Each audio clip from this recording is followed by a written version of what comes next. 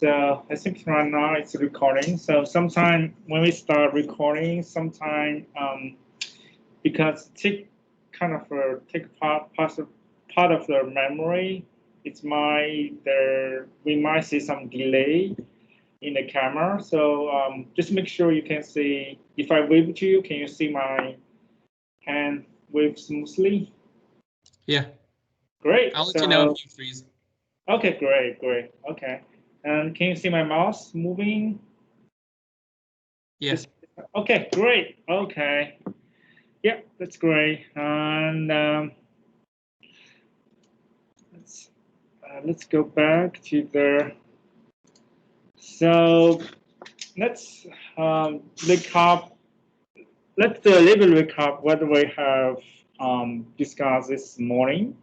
This morning, I show you basic concepts of STEM imaging, and we go through the. I take you to go through review different aberration, spherical aberration, chromatic aberration, and astronomic aberration, and we also show you how to use stigmator to adjust the migration, and how and also we can use the aperture, select different apertures to limit the spherical aberration. And then we go through the interface of VLOX, and also I show you there's some step-by-step guide on how to align stand, how to take a stand imaging by using the different kind of software, which is TA and the VLOX. So this option, we're gonna go through the STEM imaging alignment, and also we're gonna take STEM imaging by using TA software, image software, and also the VLOX software. So first, let's take a look how to align the STEM for imaging. Could you also, are you going to go over how to switch from TM mode to STEM mode? Yes, of course. So yeah, we're gonna do that after STEM alignment. Is that okay? Or you want to go for now?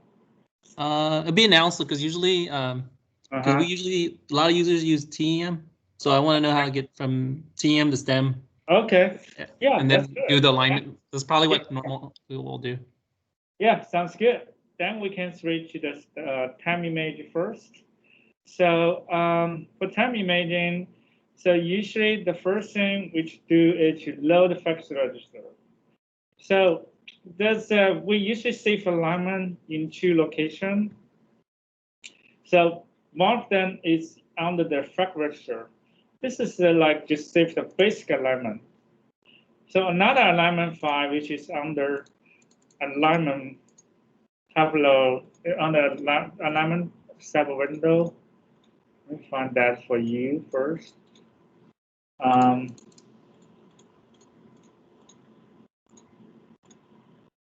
It's under here. So this is the advanced alignment. It's gonna save all the factory settings. So so usually we don't. Usually I would recommend to not let user to save alignment, advanced alignment. But as a lab manager, definitely you can save some advanced alignment if you feel it's good. So make sure you loaded a good alignment here. So before you start, so of course, if you want to load any alignment, like let's say we have 200 kV, and you can just select a variable alignment here to apply. You select just so like HR10 or beam Nomad. So choose whatever you want to apply. You can select all of them, of course, by just hold Shift and select, and you can select all of them. So, and then you say, you click the left arrow, you make them select, and then you say apply. It's going to apply alignment.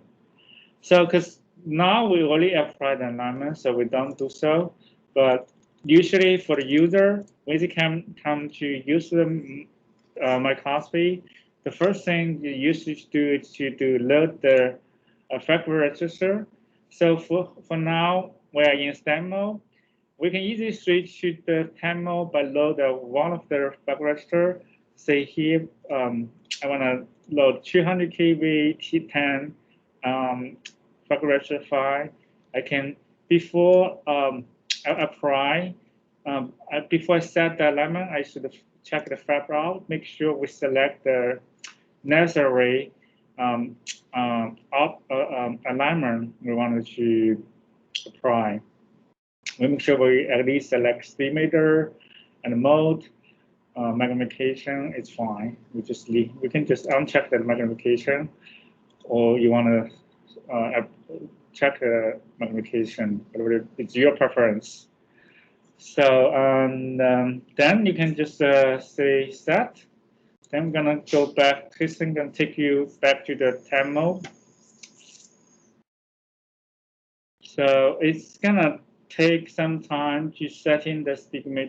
Here is a window tell you status. Once it's done, you can see, and then you can open a bin, open a column row, and check the status. So usually for the TEM, we choose the gallon 3, spore size 3 or 5. So right now we are on the spore size 5. And for the bin, you can check your bin setting from here. So right now we're in, as I mentioned, STEM, we use the microprobe mode. In that case, we can form a parallel bin on your sample. In that case, we can form better diffraction context imaging. So yeah, so just make sure you're in microprobe mode and you get a spore size 3 to 5. Right now we're choosing 5.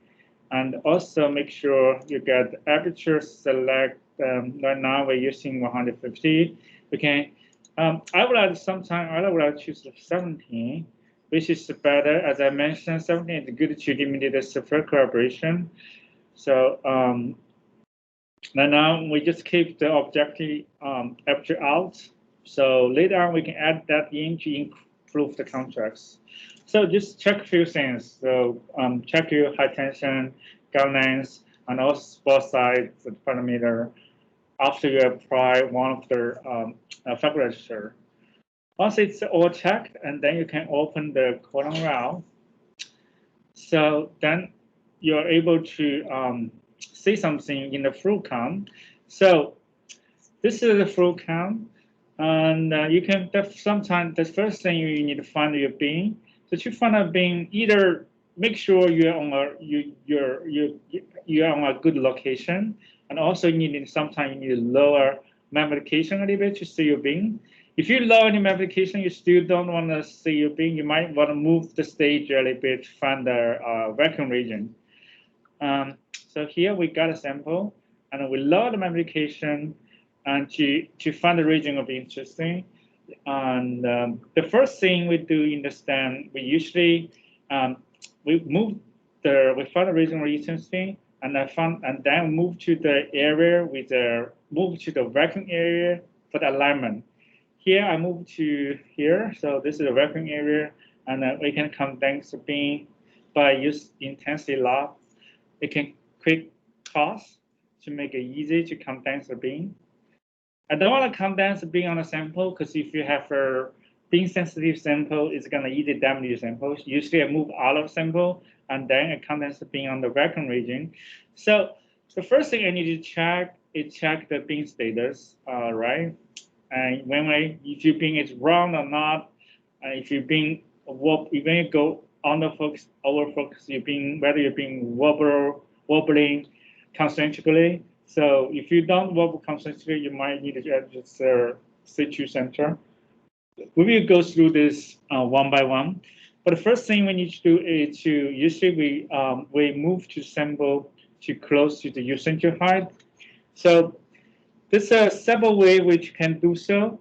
So the normal way goes, the first way to do so is to use the wobble function, wobbler. So we go stage control, fab out, and and choose the control, and then we can choose the wobble, click the wobble. The stage is gonna wobble between certain. You can between certain range.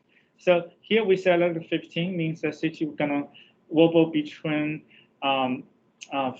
negative 15 to positive 15 tilting degree. So if we can set it to 10, so we can set it to 5, whatever you want. So my experience tells me usually if you way out of focus, out of your center height, you might want to use a smaller wobbler at the beginning, because if you use a large 15, it's gonna if you put a wobbler on, so you're simply gonna move out of your view. So in that case, you cannot. It's hard to adjust the your center height. So I always start with small wobble value, like 5 degree. So and then I use use the Z button in the hand panel here. Hope you can see, and increase Z or decrease Z to minimize the wobbling. So right now I'm adjust Z height to make sample movement as small as possible. And then once I say get the minimum movement at the with the 5 degree wobbling, and then can increase it to the 15 and stop the wobble and go to the 15. And this is gonna your stage is gonna move between negative. You see here alpha tilting here. From the status windows, you can see the stage move from negative 15 to positive 15. So when you move between the two alpha tilting, if you sample it's not at your center high, you're simple gonna move out of view. Let me like, because right now we are very close to the your center high, so you probably want to see a big movement of your sample. Let me move sample like way away from the your center height. Right now your sample is not at your center height. You can you see your sample move a lot. That indicates your sample is not your center height. So in this case, we can use Z, increase Z or decrease Z to minimize the movement of your sample. You might want to adjust magnification a little bit to make sure you see your sample. Okay. So this is one way to do to adjust, put your sample to the your center focus. And now I'm increase Z, so right now, yeah, it's pretty close. Once it's close, you can zoom in and zoom in to make a fine adjustment of your Z.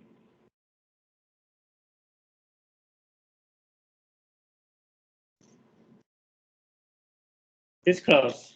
So that's mean that you're pretty close.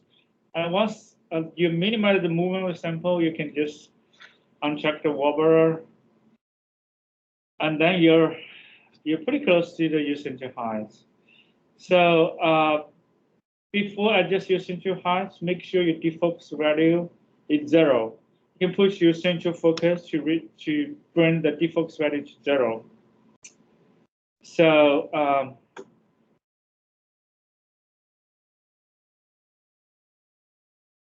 okay, so also at the if your sample is as your center focus, you should get very another way to do to move your sample to the your center focus height is to check the contrast of your sample. Let me if you sample all of your center focus, you will see the contrast is different.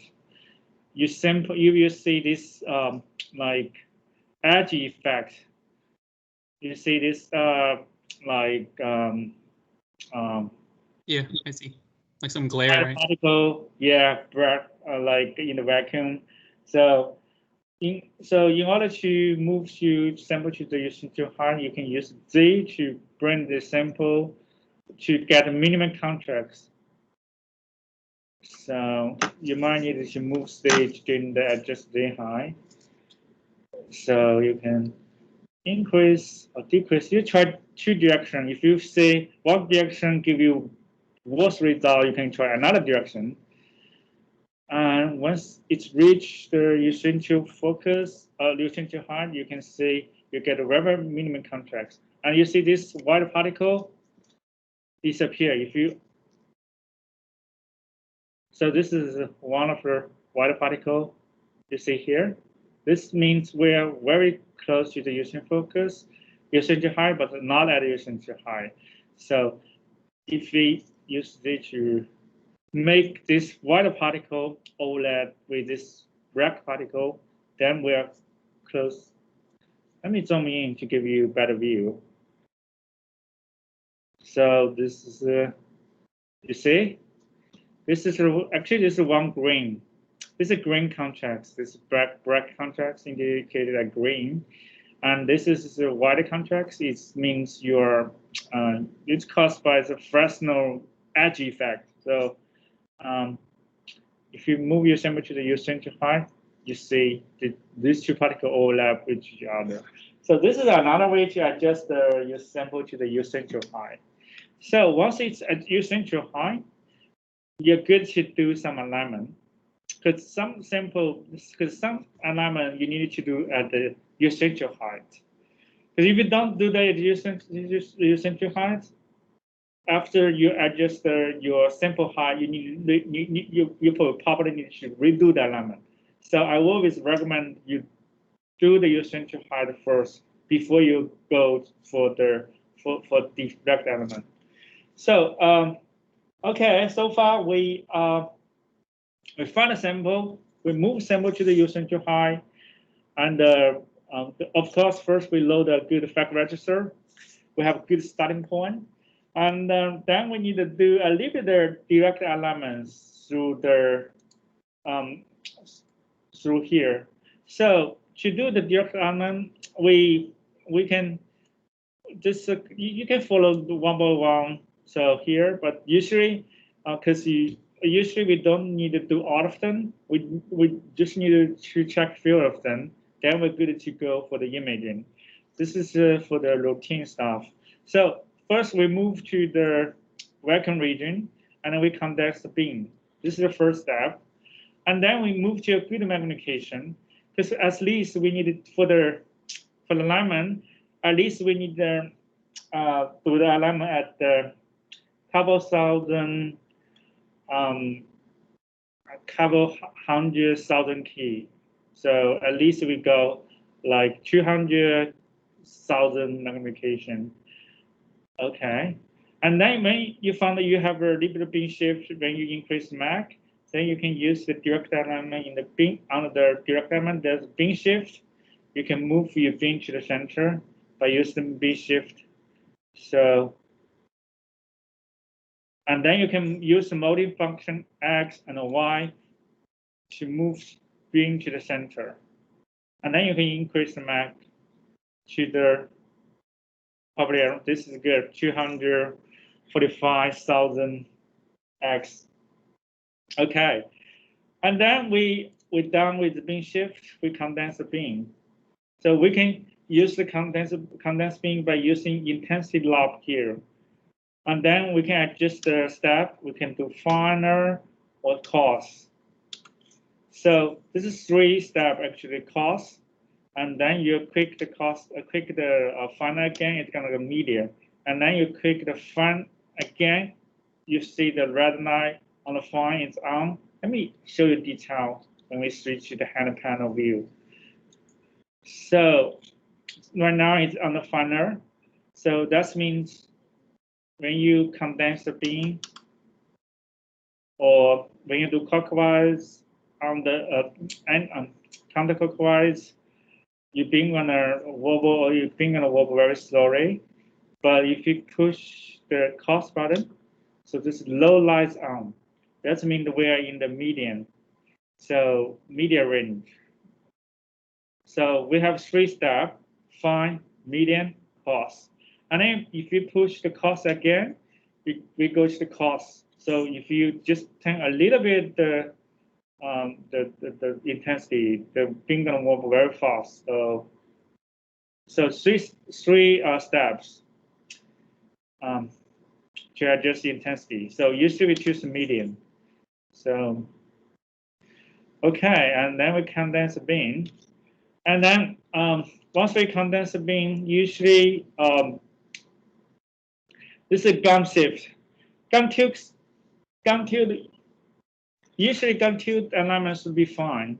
If you want to add just the gum tube alignment, usually we go to low mag, because otherwise you cannot see the edge of the gum aperture. You need to see the edge of the gum aperture and then make sure, and then bring beam to the center of your gum aperture.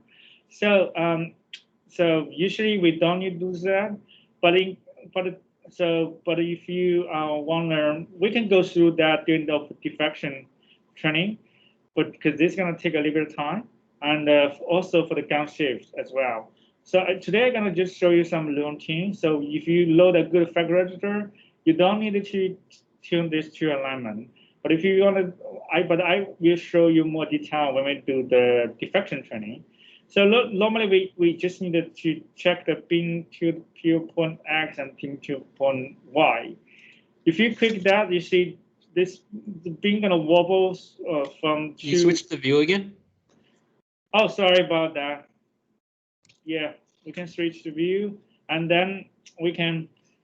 Let me check. Let me go over again. So we check the beam to the pure point X and beam to pure point Y. This is two alignments. So if we check that, we see the beam wobbling and they become two beam.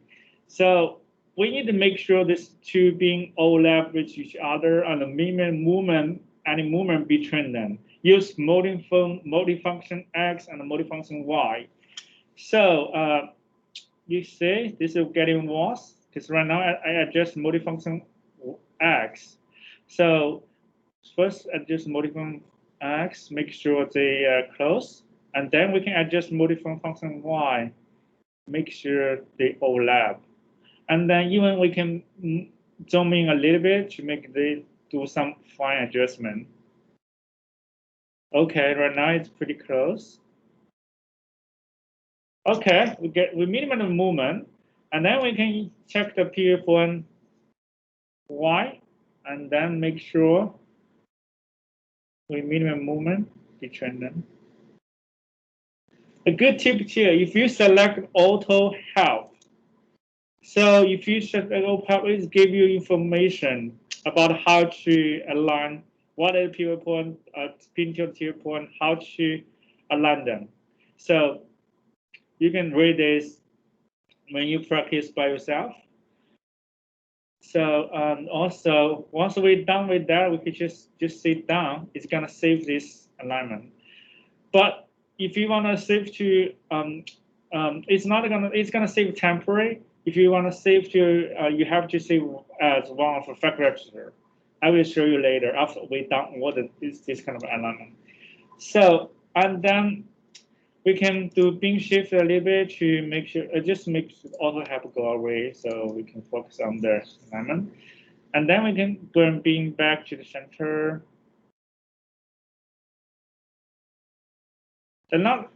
Then we need to probably we need to follow the step. We need center C2 aperture, right? So C2 aperture, because just now I choose the 70 aperture C2 aperture. Right now it's 70. So this couple with center C2 aperture. So basically, when we do when you go over focus, under focus, if you see being wobble concentrically, that means your C2 center. If not, basically we just do beam shift.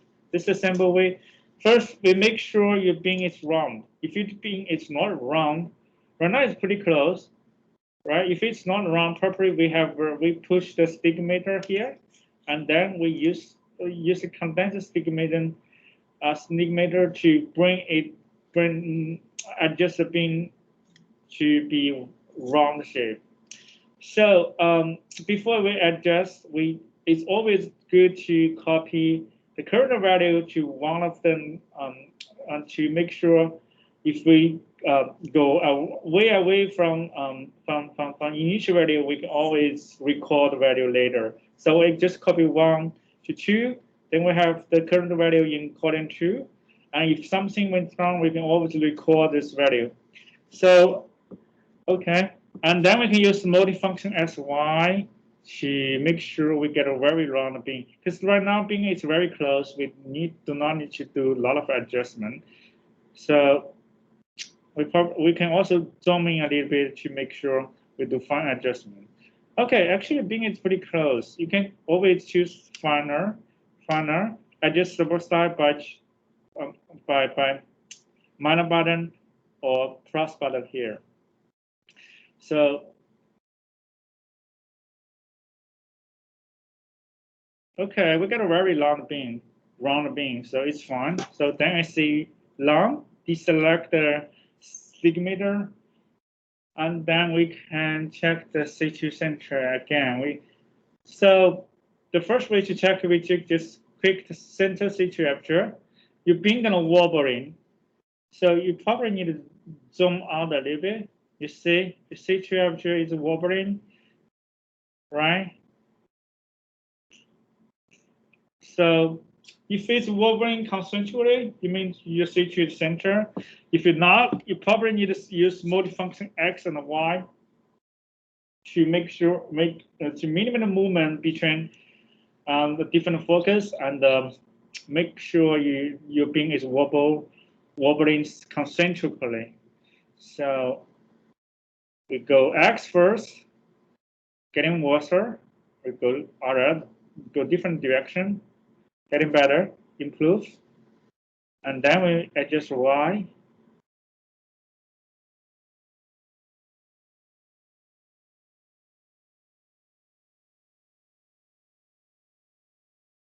Okay, it's close. So you just make some fine, it's close. Another way to do is first, this is one way to do to make sure you center your C2. Another way to do it to just use the bin shift to make sure bring the bin to the center. Okay, this is very center. And then we use the intensity to go over focus or under focus. Then you see your bin is away from the central, and then you use the quick adjust in the C2 aperture here, and then use multifunction and Y, bring the bin to the center again. Okay, and then you adjust intensity to make sure the wobbling concentrically, maybe a little bit this way.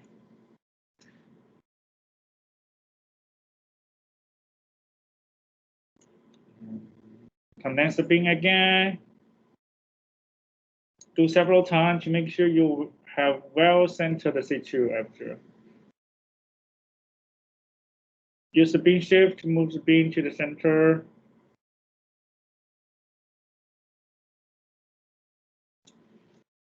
Sit down, and then you adjust the C2 aperture, and then you go over focus. You see, make sure this bin is overlap with the outer red ring. So you just use multifunction add and Y to make sure you center the bin is well centered. Okay, that's fair enough. And then you decide that. Then when you go over focus, under focus, you see your bin wobble concentrically. This is the second way to center your C2. So after you say that you C2, the last alignment, the second alignment, the third alignment you need to is to adjust your rotation center. So to do so, we need to find a sample first.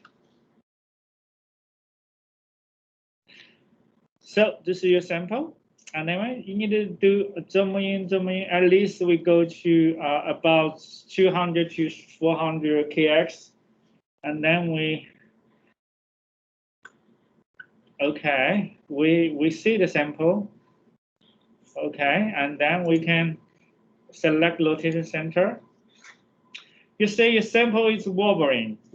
So we need to use multifunction X and Y to minimize the movement of the sample. So this is getting worse. Getting worse, right? We first adjust X direction. Go one direction first. Don't adjust two directions. So just adjust X direction first. Make sure you get, make sure you get very minimum movement of your sample. Okay, close. Then you can adjust a little bit of Y to make sure you have low side movement. That's it. That's it. And again, you can zoom in a little bit because once you zoom in, you can see the movement closely. Okay. So once we're done, we can just basically you wobble your objective lens and you adjust the use multifunction and Y to make sure beam goes through the optic axis. Okay, this is a rotation center. So okay, so far we adjust the beam tilt point X and beam tilt point Y, and we adjust the beam shape, adjust center to C2, we adjust the rotation center. So for next thing to do, we need to adjust. We also adjust the condenser stigmator.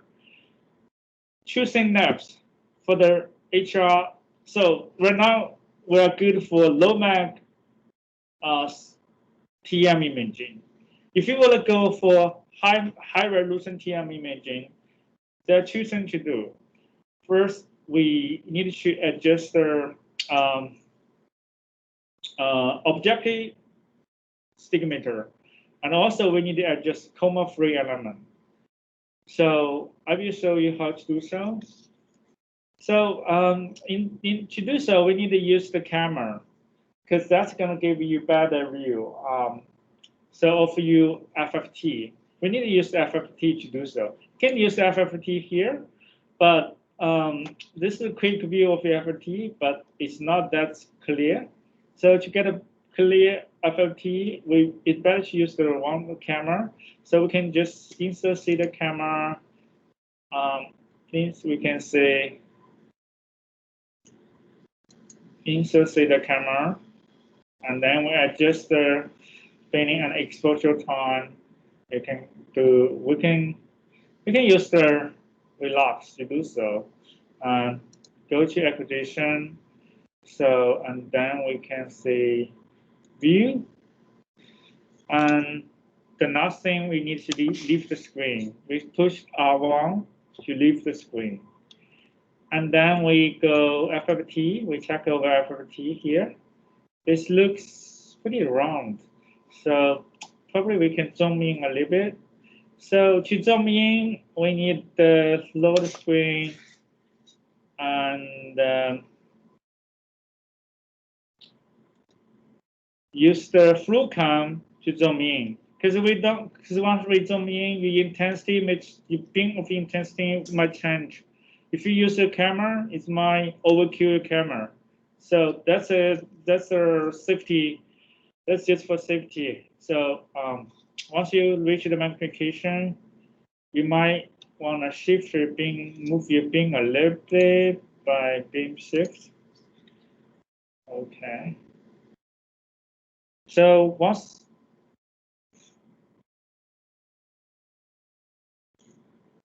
okay, you see we reach the MH magnification. MH is for high resolution TM imaging. If you go one magnification lower, is we're at the SA mode. So when we go over 630 kx, then we reach the MH mode. MH is specially designed for high magnification time imaging. So then we leave the screen again. We see some imaging. We can adjust the exposure time. You see this clipping here. Maybe we can go 500 millisecond exposure time to remove the clipping in the image. And then we see we get FFT. So we see our FFT is not round. So in that case, we need to use adjust objective stigmate. So we click stigmator, we adjust the here, we select objective stigmator, and then copy value 1 to 2. So in case something goes wrong, we can always record this value. And we adjust X first, use multifunction X and Y to adjust the objective stigmate. We go X first, and then we can also adjust the focus to make our FFT ring bigger. So, and then adjust Y.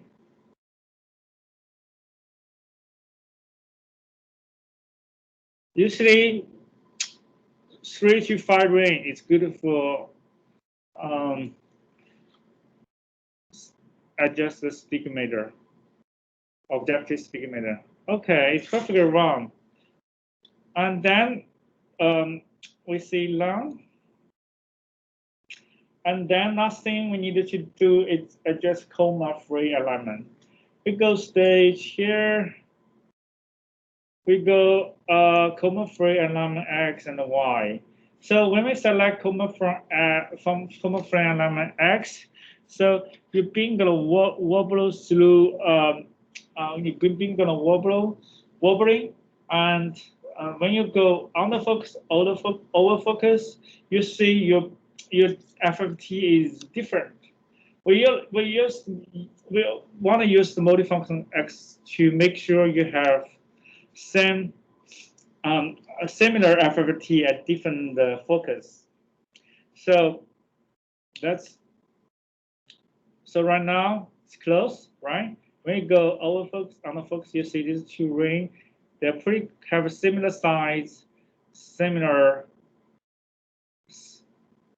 shape. Right now they're different, right? So we go back.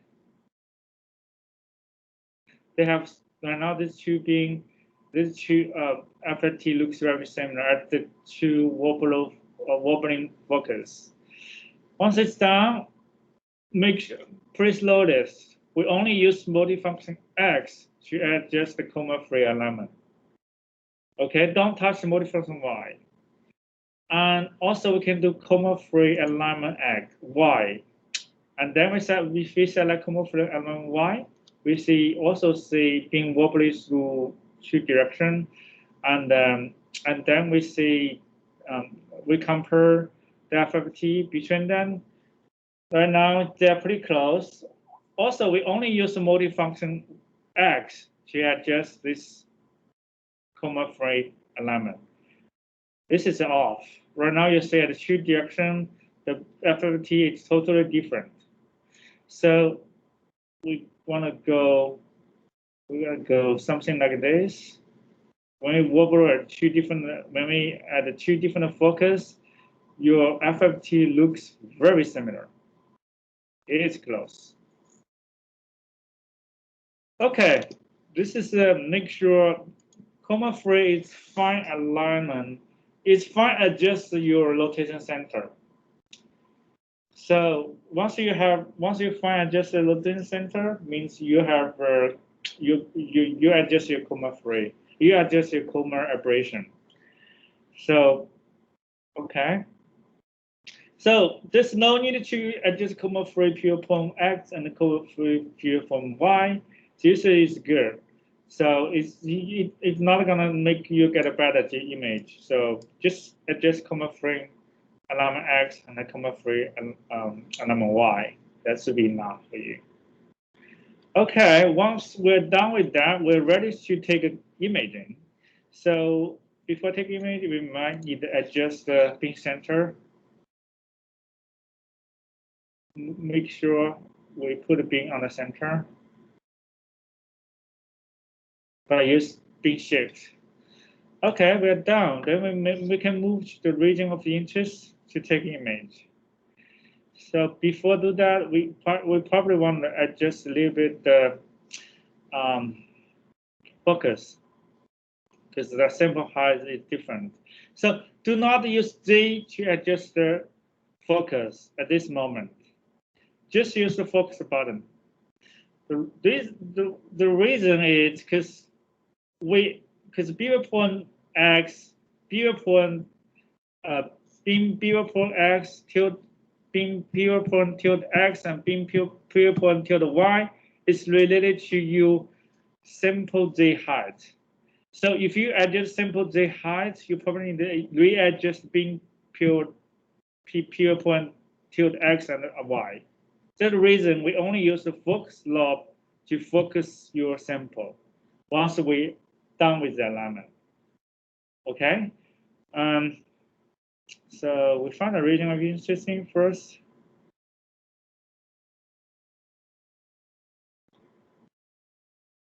Probably this is good region. And we need to increase the magnification a little bit. We load the screen, use the fluid count to find a region of interest because the fluid count is not that sensitive to the to your beam, so we don't want to overkill your camera. So just use fluid count to find a region of interest, and then do the okay, probably somewhere around here. That's good. So you can take a low mag imaging or you can take the high mag imaging first.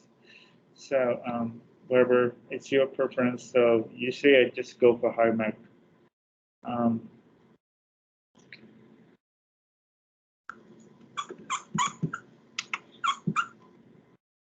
You can always use the beam shift ball here to move your beam to the center. Okay, let's zoom in. And use the beam shift ball here. So the max magnification we can reach is 1.05 milliX. Once we reach that, we just leave the screen. It goes a position, relax, and you see beautiful atoms here. And then you find a region's interest to take image.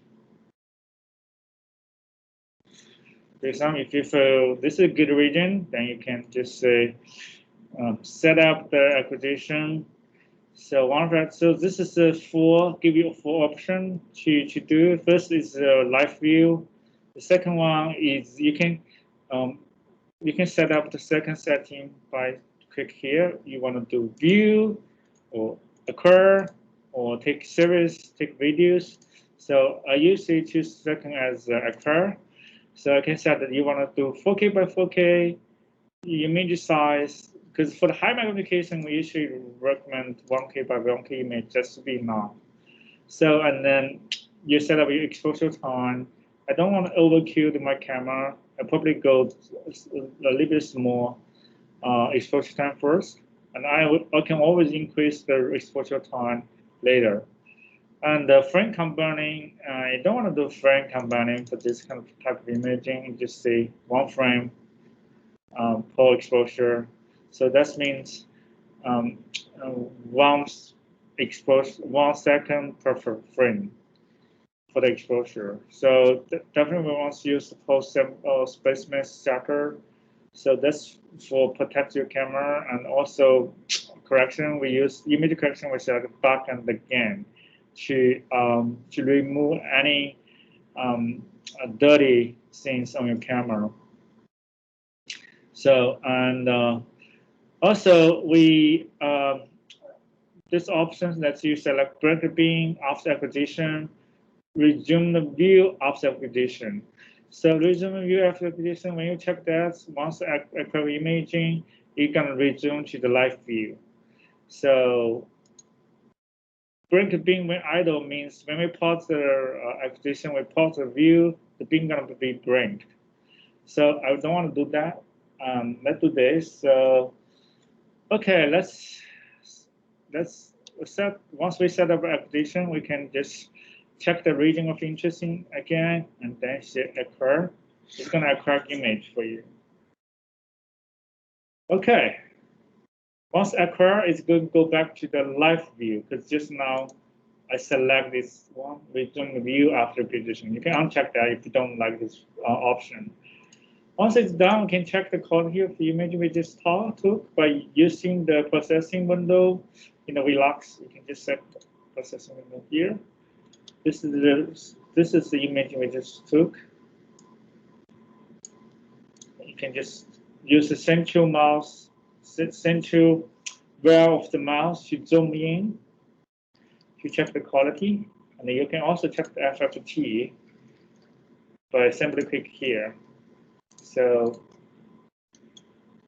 yeah, this is how we take basic HRTM imaging. Okay, and then if you wanna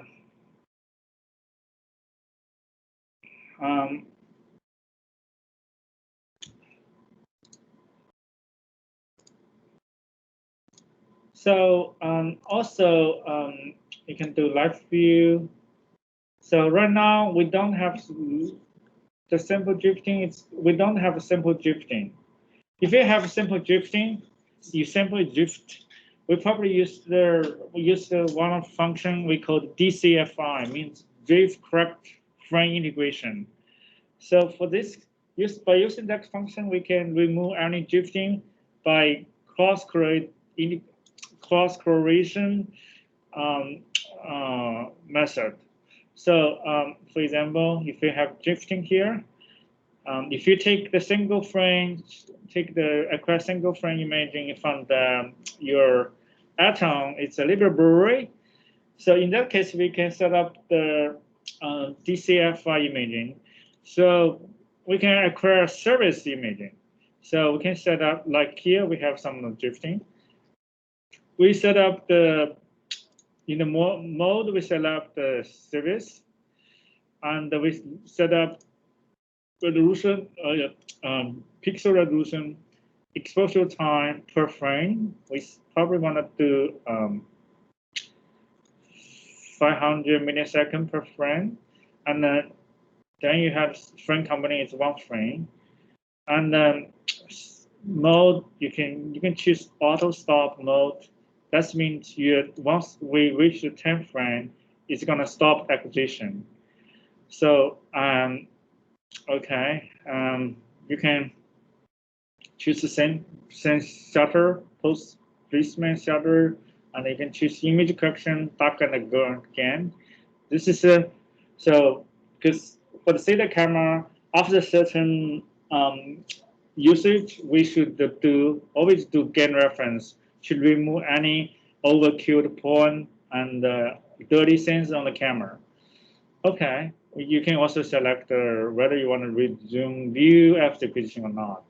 Once we set up that, we can just say, click this button to record a series of image. So you see it's drifted a lot. So that's the reason we want to use this function. Probably we can take another image, take another series, because that just now the beam moved a lot. Okay, now we have a little bit of drift over this direction. So we go to the data processing, we take a look at the data. So we just take a 10 frame. This slide bar, if you select, okay, yeah, it's frozen. If you select slide bar, it's lets you go through each frame one by one. So you can go through each frame one by one. You see the symbol drift up a little bit between different frames. So we can correct the drifting between them by using DCFI. It's a post-processing function. If you go processing, you choose DCFI. DCFI, there's 2 functions. One is DCFI optimized for periodic imaging. If you look at the crystal, if you look at the atoms, it's best to use the second option. So we just choose the second option, and we can say go. and then it's gonna integrate 10 frames to be from one imaging. So then you can compare the quality of the DCFI imaging and also the single frame. So this is a single frame, the left side. This is a one imaging combining all 10 frames. So you can see the signal noise to noise ratio is improved, and also you can tell that the drift between each frame are removed. So this is so we can, in this case, we can take better HR time imaging, and you can also compare the FFT between them. So this one, you see signal noise to the signal to noise ratio of the FFT pattern. It's not that good. If you go to FFT, your background is more black, more dark, and it's darker, and your diffraction score is brighter. So it means you have better signal to noise ratio of the imaging. So yeah, this is how we take each time imaging. Okay. The next thing I want to show you. Any questions so far? It's good. Thank you. Oh, okay. Yeah. So, and then we can. Another thing I wanted to show you a little bit is to do data processing. You can use the arrow here to match the lattice spacing between different orientation. For example,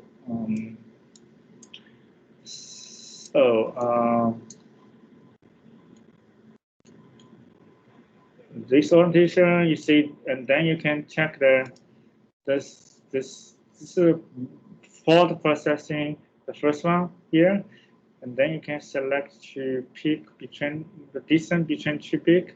That's usually represent the lattice distancing. So you can see this once you select the two peak, you see a little blue square highlighted in the green line. That indicates your lattice spacing. And also you can change the orientation, of course. And you can select two or more. You see, this right now is to highlight the blue line within the green line. So, and then in the objective properties, you can select one of them, and then you see the distance in between these two peaks. So you can see the begin how many pixels we have, and the width is 674.1 picometer. So yeah, this is how we measure the lattice spacing. And also you can have your FFT pattern. You can select one for imaging, select FFT. You get your FFT pattern here. And also you can do processing. You can select one of the imaging, FFT from selection. Let's give you square. Let me close this one. So you can delete this. Okay, you see, select one of the imaging, and then select FFT from selection. So you can choose how big the selection you wanted to do, and then you can move to different region. So, and also you can choose how many frames you want to do frame integration. So right now we integrate all 10 frames together. So by check the select bar here, you can do 10. You can integrate 10 7 frames. Sometimes it's not all. It's, for example, if the 7 frame is good, but the last 3 frame is not good. So you might not want to include them in the frame integration. Then you can use this slide bar to remove them. You can just integrate the from 7 frame together to get a good imaging. So yeah, and you can see the difference. So usually you can see the difference. So when this is 7, we can do 8, 9, 10. So this is fine. 6 is getting better. 7 is good. And after 8, this is not so much change. So yeah. Okay. So this is how we take HR time imaging. Once you take imaging, you can also explore the imaging. So you can just simply right click to explore. So before explore, you can choose different options. You can say whether you want to include the skill bar or data bar. So right now I'm choosing skill bar. It's tell me 5 nanometer. If you choose data bar, it's give you more option. It's give you high tension mode, focus of view, pixel size, exposure, and also tell you we get this image by using DCFI. Take this image, you see the camera, and also we have skill bar here. And also we can right click in the data bar to, and then it's a select item gonna pop up. We're gonna choose this select item. We customize the data bar, customize the data bar. So right now we have high tension mode, focus view, pixel size, exposure. We can also add more. So if we don't want exposure time to improve, we just click select them and select it, and then use the left arrow to remove it. So probably we're gonna use exposure time. So if you want to bring it back, we just choose them from the left corner, select them, and use the right arrow to move it back. And then there's a lot of options you can select. You can put your condenser, aperture, collection angle, defocusing, dwell time. This is for first step. Again, screen current, intensity, magnification, and then say OK. And then you right click, you say explore, and you can explore this image as a TIFF imaging on the PNG, deep clip, depack, and also 16-bit TIFF. And also, because this is a series, right? We take 10 frames. You can also explore this as a video. So then you're gonna play this in the video. The frame gonna play one by one. So yeah. Yeah, this is how we acquire and HR time imaging, and how we do some little data processing. Let's go back to the application again. So now we're at so this is Apple STEM image, Apple TM imaging by Velox software. With for high magnification imaging. Also, we can acquire high magnification, just use the TA software. So we can go to camera, and then so we can just say search. Before you click search here, you have to stop the view in the application. If you keep the view on, they're probably going to ask you to, it's going to say there's a conflict between Velox and TA software. So they're going to remind you, you have to stop it first. So we can load the screen to check the sample position by using FluCam. It's always good to check the sample position or bin status by using FluCam before we use the CityCam. So as you tell, bin is not center. We can use a tracking ball here to move the bin to the center. Okay, and then we can just set up in the front out menu. We can set up this several settings here. You can choose dynamic region preset. If your sample is pretty bin sensitive, you can choose low dose mode. If you can also choose high dose mode to do if you want to image your diffraction pattern. And the medium dose is for low mode imaging. You can usually do frame combining 4. and used by GAN and the collection. And for different mode, right now it says continuous mode, or you want to see single mode.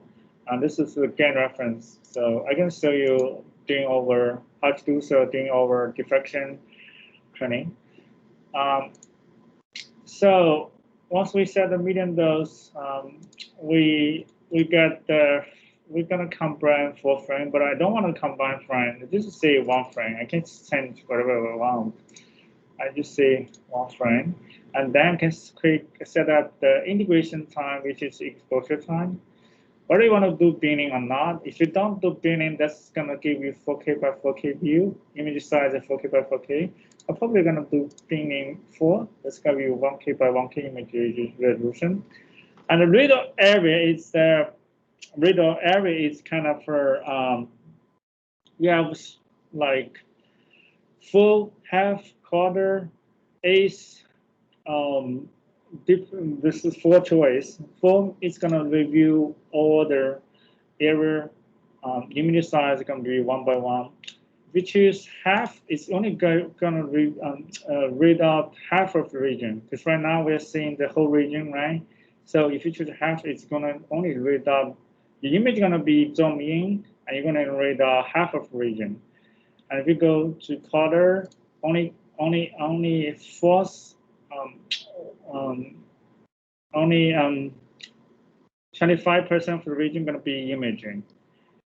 If you go east, it's you're gonna 1 divided 8 region gonna be imaging.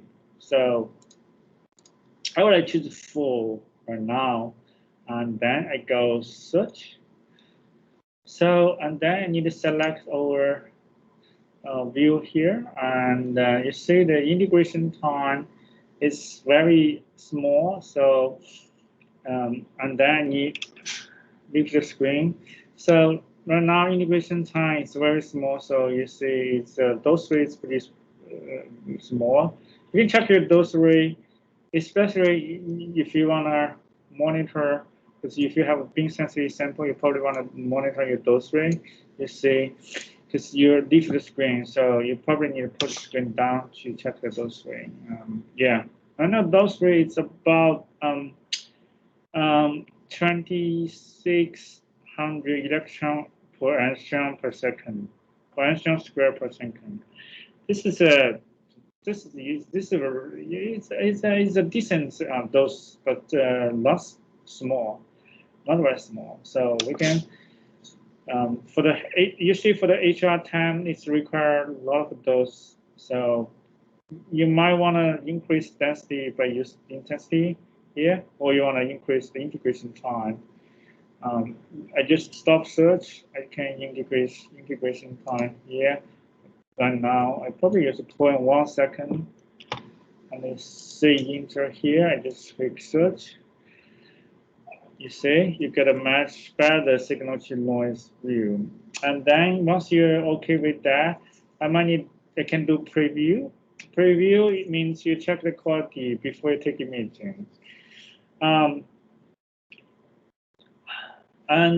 can stop view first, and before I usually check the preview and by lowering screen, and check the preview setting here. Preview setting right now is 1 second, binning 4. So I probably stop the preview. I set 0.5 second for the preview. I don't want to overkill my camera. And also I check the acquisition. Acquisition is 4K by 4K, binning 1. So right now I probably set 0.5 as well to see how it looks like. I don't want to overkill my camera. Okay, and then I can leave the screen and check preview.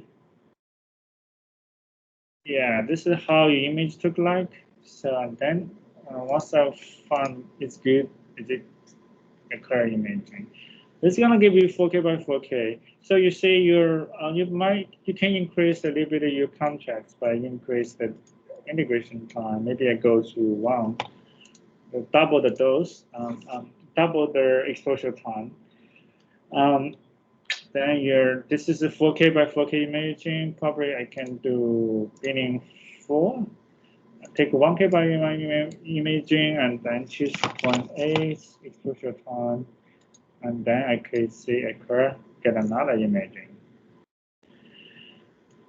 So then we gather HR time imaging by using the TA software. So same time we can bring it in if we don't want to do, if we do some data analysis. So we can just do the same thing, can do some annotation, right? Using the metric distance between line, right? When you see give you how many pixels, and also the length of line. And if you click the property, it gives you information of line, starting position, ending position. And you can just select a different color as well. Okay. Also, another useful information. This is like this is not like you can do add text, square, and zoom in to here.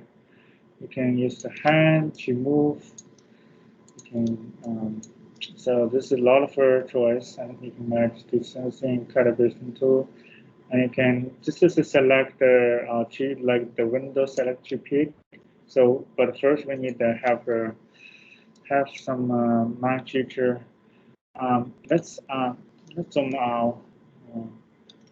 Can right click, say auto skew, and then you can delete that. So, and also you can have FFT. You can see FFT, general FFT pattern here. And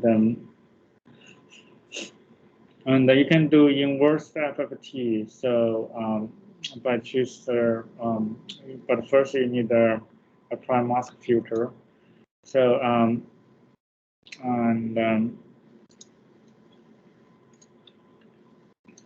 let's delete this.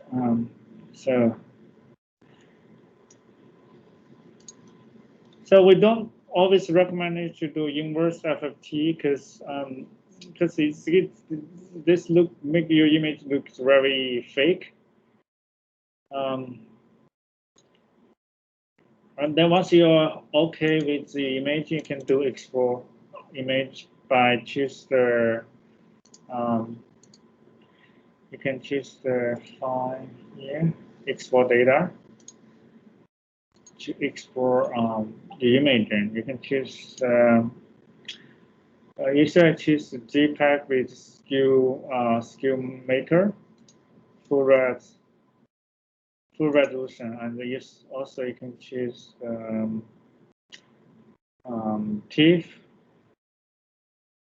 with skew maker. So make sure you have skew maker, because otherwise you don't know it's always good to add a skew. So, and you can save the image. So once you keep that in mind, so in Vlogs, we save the image automatically for you. Once you set up the path, the image saved automatically. But in the T software, we need to, after the image is taken, you need to define where to save your image. So it's not going to save that image automatically for you. You have to save it manually. To save that, you just need to define save that to save this image. So, for example, you can define define where you want it to save. User choose use turning second device. You can save. So also the type of file is EMI. So it's different from Vlog. So we cannot open the EM file in the Vlog, just as you know. Okay. So we gotta get the HRT 10 images through TA. Right now, we need to do a little bit. We can go to low magnification to do some low magnification imaging, which we probably need to use the objective aperture. So with low magnification, so in the high magnification imaging, we don't do any, we don't use any objective aperture. So, but in the low magnification, if you want to increase the contrast, you might want to use the aperture, objective aperture, to increase the contrast. So let's take an image by without the aperture first, without objective aperture first. So we can just skip the screen and the search. We go to this one. You say the contrast is of your silicon is very minimal. It looks like vacuum here. Actually, this is silicon on the right. So in this case, we lower screen. We can take image. We can apply image. Apply imaging. So you see the contrast is not good, and we only had some gate contrast of this is a silicon device. You see a lot of gates here with dark contrast. So the right side is silicon itself. The contrast is very minimum. We cannot really tell it's different between silicon and vacuum. So to improve the contrast, we want to add the objective aperture. So we just lower screen and we add the aperture by using the full cam, and you can just say under. So this is a different size of aperture for low magnification imaging. Typically, we use for improve the contrast. Usually, we use the 100, or if you want to better, you can use the 50. But smaller objective aperture use, the higher magnification you might want to go to, because if you lower your magnification, you might see your objective aperture. So right now 50 is fine, we don't see it. But if we go very small, you might see it.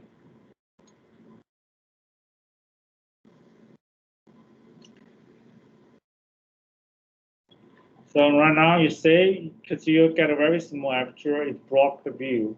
So in this case, we need to bring the back, use the adjust the object. So we need to go one by one, probably go 30 first. Yeah, so make sure it's center. You see the aperture. So this is the first condensed beam first.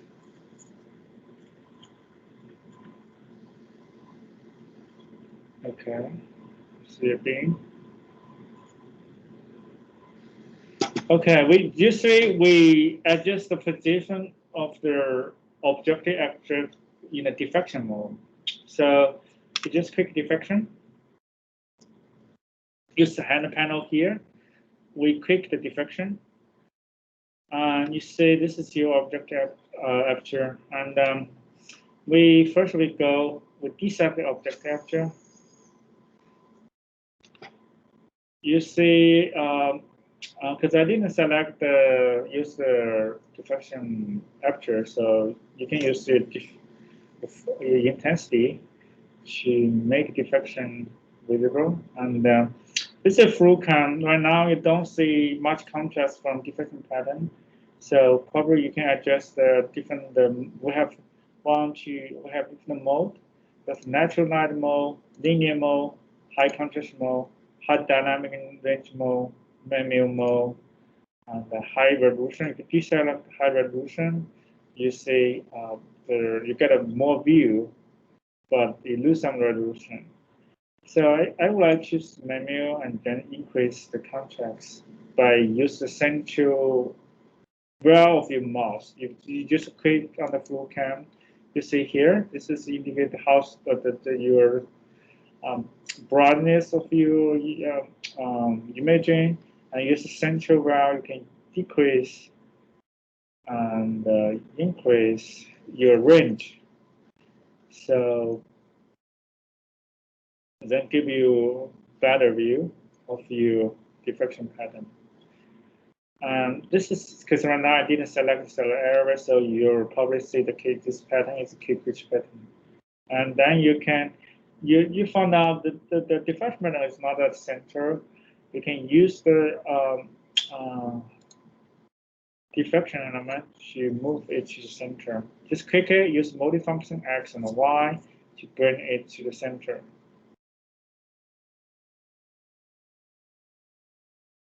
Okay. And then you simply, okay. So, and then go to the camera, and then you select the F200 first.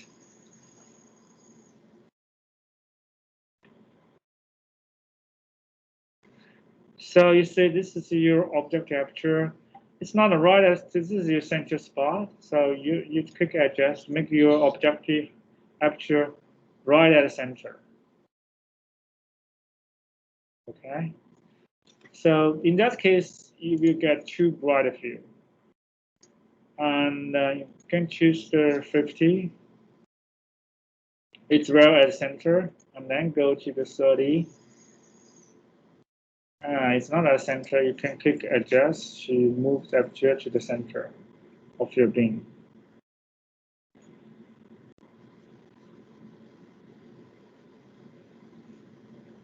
Right? And also, you can choose the smallest one. That's 20. You might need a loading medication to find that spot. Yeah, here we go. It's very small. So you can use the cost button. Okay, find it.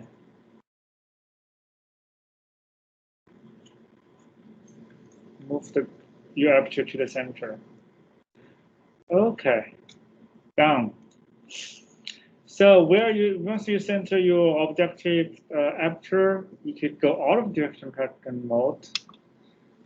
So that's gonna give you perfect bright field imaging with enhanced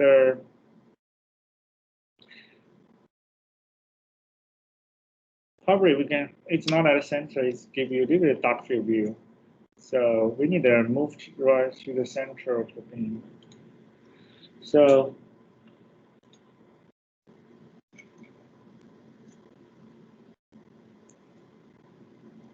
we need to find the central beam. Because that one is not a central beam. Yeah, this is central beam, I think.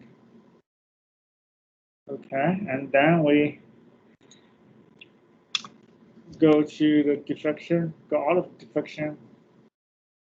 Yeah, this is your bright field imaging. So you can use the checkboard to move the beam to center. But now you see the silicon contrast is much improved, right? And then we can take image. We can go to the same application. What's the application we have just now? Let's take a look. So this is the image we take just now. Take a look at that. We can go right quick, check the publish.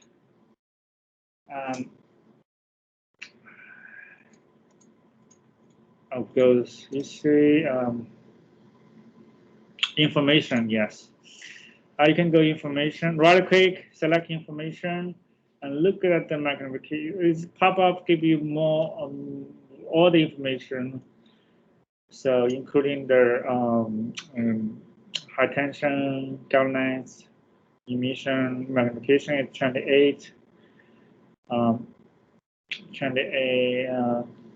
28,500. Okay, let's go to that magnification. Okay, zoom in. zoom in, 28. Okay, and then we probably need the shift being a little bit by using chalkboard. And okay, that's perfect. So same location, and then we can just say lift the screen, search. We can go here. This is we probably can occur. So now you see your contracts on your silicon it's much different from vacuum, right? By contrast, this is the image you take just now. You see you cannot distinguish the silicon from the vacuum. They have a similar contrast, but for this one you can see silicon contrast is much improved. So, but it's sometimes too dark because we use the aperture we use is very small. So we probably need we can choose, can go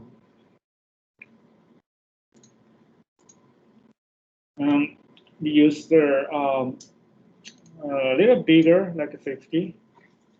So in that case, yeah, you get the balance between the contrast and the visibility of your silicon. So right now, I'm not gonna take image better here, but I'm gonna use the Vlogs to take imaging. So I just leave the screen, say view, same thing you see, and then you can set up the acquisition here. You can see, you can do 4K by 4K. So 4K by 4K imaging, you can do one frame first, properly, and then and then we can check the quality of imaging. If it's signal noise is not that good, we probably can increase a little bit exposure time. So now you see the silicon contrast is different from vacuum, but its silicon contrast is not so dark. So you can still redraw some details like this particle here. So, but if we use the 20 aperture, let's go to 20 again.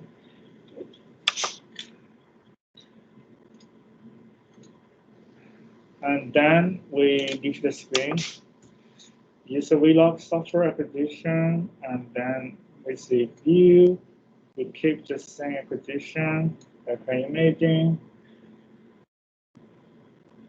So same exposure time, we probably just bring the beam after acquisition.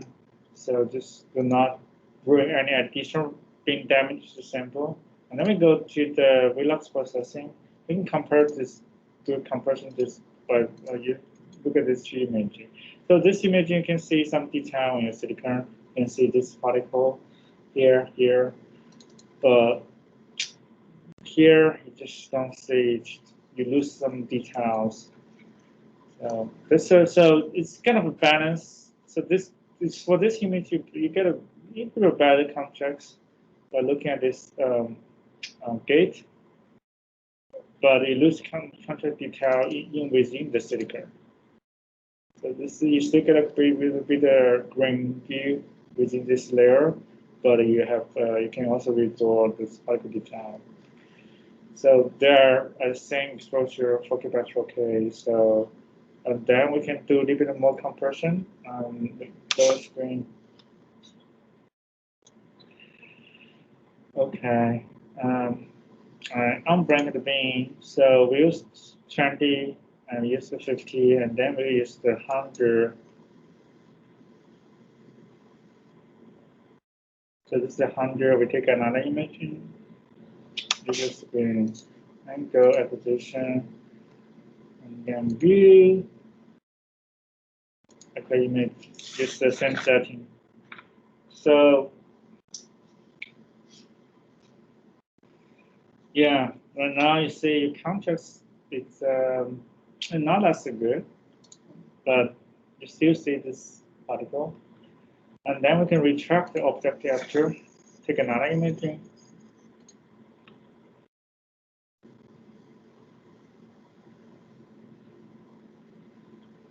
So it's always good to check the view in the full cam before you use the silicon. So with the screen, use reload application, and do the view first, and then you upload the image in. So this is without the object capture.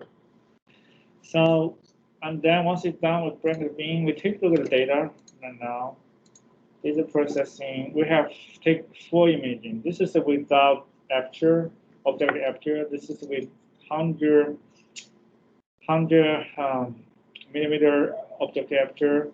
This is with the 50. This is with 20. So I'm gonna say the best one is 51. So it gives you good context, but you still can see the detail within the silicon layer. So yeah, I will share this image with you so you can later on you can show this similar image to the user to tell them what different and use different objective capture. Okay. Any questions so far? No. Okay. So this is basically how we take time imaging. So we basically we need to do first. We need to find load the factor stir, and we need to find a sample. Once we find a sample, we need to locate a sample to the region of interest, and also we need to put a sample to the user to hide. Once we done with user to hide, we should do some direct element. We look at the beam first. If you beam, because this is you don't need to do every element. So you can just take a look at the shape of the beam to judge what kind of element you need to do. If you see your beam is not round, you probably need to adjust the condenser stigmator. If you go over focus, under focus, your beam is not a wobbles concentrically, you need to adjust the C2 aperture centering. And then probably you need to adjust the beam pure point X and Y every time when you change the Z height of your sample. And also, if you want to take a high resolution image, you definitely need to adjust the latent center at high magnification. So when I say high magnification, I mean at least 200kx, and then you need to adjust your coma frame alignment. Before adjust coma frame, you need to first adjust your objective stigmator by take a look at your FFT pattern. And also, you want to do some fine adjustment. Your latent center, you need to adjust the coma frame element X and Y, but use multifocusing X, and your beam gonna wobble through objective lens, and then you see overfocus, you may FFT, underfocus FFT. You take by comparison these two FFT. If you see they have a similar shape on the side, that means it's good. If you don't, you probably use multifocusing XI to bring it back to calculate. Also, once you're done with the alignment, you can set up your exposure time, set up your for preview, a search first, and then preview acquisition. I always recommend you go. The typical setting for the preview, a search is about 0.5 or 0.2 seconds, and 1K by 1K imaging. And binning, you can use binning 4. And also for preview, you can increase the liberal exposure time to 0.6, 0.8, and you can set up 2K by 2K preview. For acquisition, you can go 4K by 4K off for sure, and you can go integration time choose the 1 second. If you see contracts are weak, then you can increase your exposure time gradually. Do not go for 4 seconds at first moment and first time. So you always go 1 second first, and then increase to the until you feel you have good contracts. So, and also you can increase the intensity lob if you found when you increase exposure time, you still don't get good contracts. You can increase your condenser beam level by using intensity lob gear in the hand panel.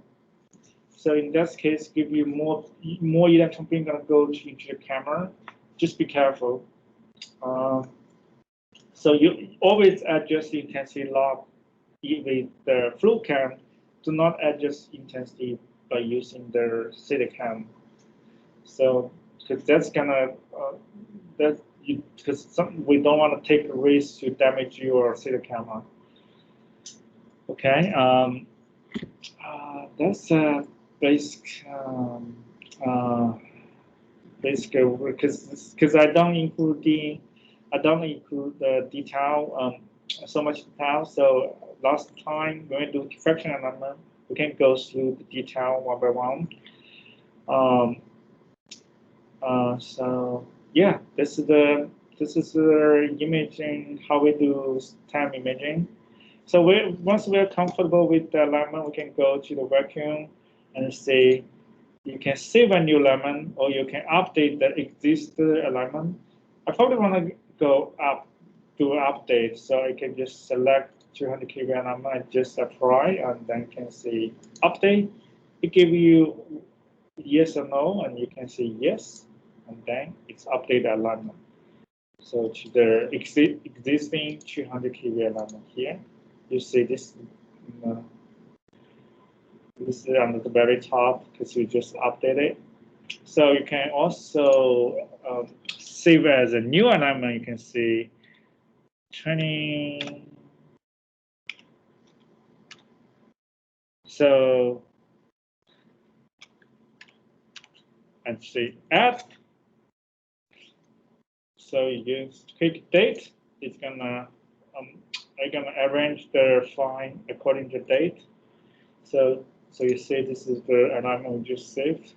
You can also go to the file here. You can save as, save all the fact register file as a single file and store somewhere. So you can always bring it back once, because sometimes user could mess up with their fact register. So it's always good to save a backup file. And once you save, you can open it. So yeah, and there's different option which give you option to save which alignment you want to save. Yeah, that's how we do high imaging. Okay. Any questions so far? No, that was good. Thank you. Okay. Yeah. So let's take a 10-minute break. Is that okay? Yeah. And we can go for STEM imaging, and we can go through STEM imaging alignment, and also we can take a look at image software, how to acquire image by the STEM Velox and the TA, and also we can take a look at camera lens effect. Okay. Yeah, I will see you 3:15. Okay. Yeah, see you in a bit. Yep.